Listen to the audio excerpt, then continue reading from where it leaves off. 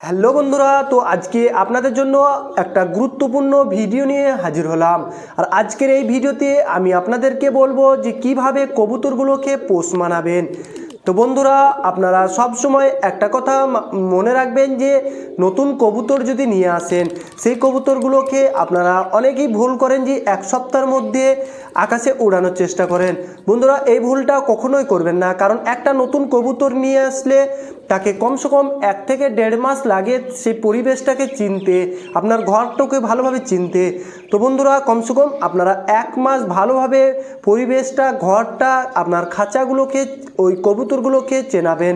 তাহলে কবুতর আকাশে ওড়ানোর পরেও যদি কোনো সময় কবুতর হারিয়েও যায়, তাহলেও সেই কবুতর আবার ঘুরে আসার অনেক চান্স থাকে। আর বন্ধুরা, আপনাদেরকে আরেকটা বলি যে আপনারা যদি কবুতর পালন করেন, তাহলে আপনারা বাচ্চা থেকে কবুতর পালন করার চেষ্টা করবেন।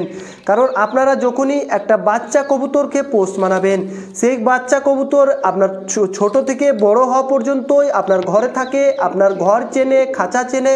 তো সেই কবুতর যদি কোনো সময় হারিয়েও যায়, তাহলে সেই কবুতর আবার ফিরে আসে।